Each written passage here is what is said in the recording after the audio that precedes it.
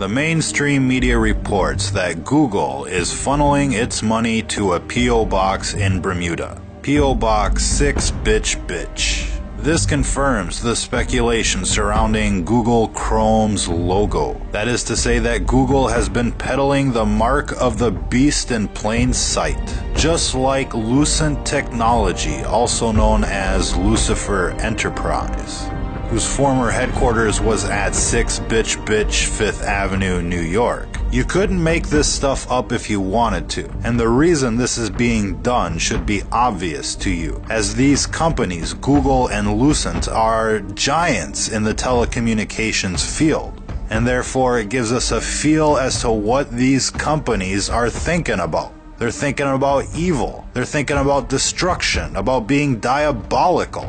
Google insiders will tell you as much. If you listen to what they're saying, they're talking about post-human society. That's right, you heard that correctly. Post-human. After human. When man merges with machine. When man will be no more. That is their endgame, to wipe out humanity. Where resistance is futile. That kind of thing.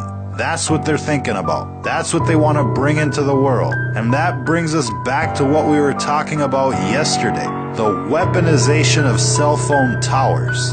To recap that discussion, a cell phone tower is a giant microwave oven on a stick. Cell phone towers use a magnetron or an oscillator like a microwave oven to make microwaves. That's how they communicate. Radars use the very same technology. That part that's beaming into the dish is a magnetron, just like a microwave oven and just like a cell phone tower.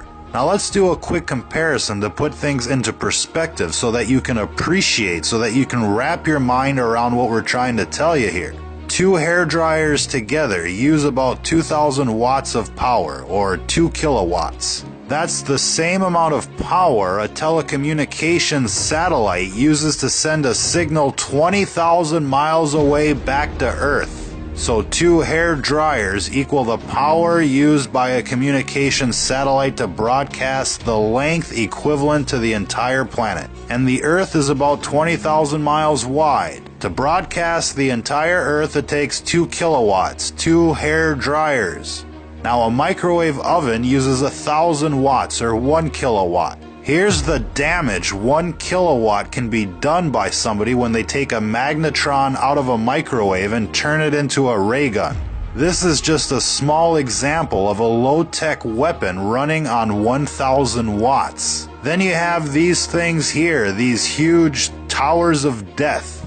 Now each row in this tower, an array, or a set of dishes or rectennas or whatever you want to call them, is connected to a cable with a maximum power output of 300,000 watts, or 300 kilowatts. That's 300 microwave ovens. We base that conservative estimate based on the gauge of the cabling that's running up to one of these arrays. They're estimated at 300,000 watts per cable. Those aren't fiber optic cables running up to those arrays. It's a thick copper gauge transmission line quality cable running up those towers. Now if there's 10 cables, that's like 3 megawatts of power. And these cables are out there to output power to the magnetron, not for data transfer. That's an important point. These cell phone towers are weaponized. There's no other reason to have this much power running up the cables. It isn't for data transfer. Now, FCC regulations limit normal transmission per array to about 400 watts.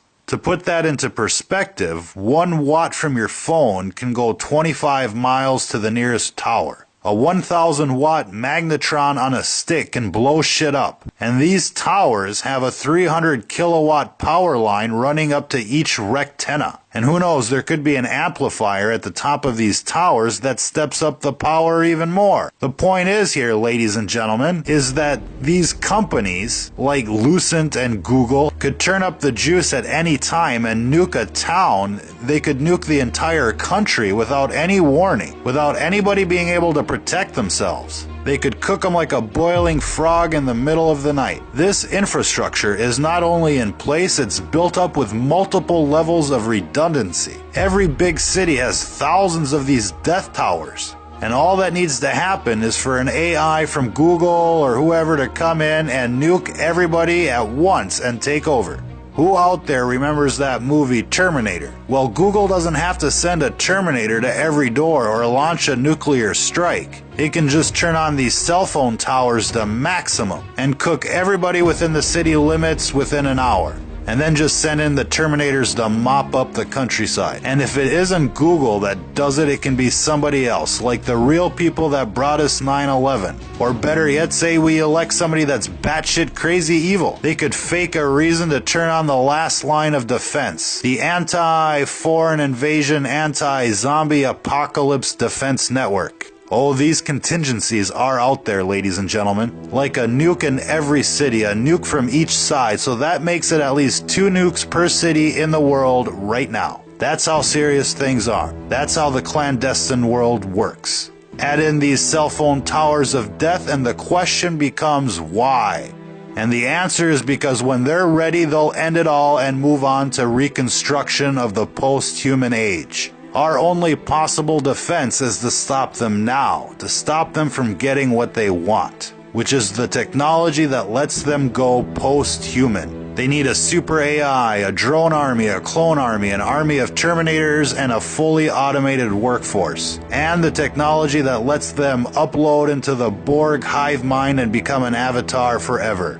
A virtual reality matrix where they can live their lives happily ever after. That's what they need, and as soon as they get it, they'll proceed with the extermination of those that will not comply. We've already seen the FEMA coffins everywhere, and so we know those who will not comply will be terminated.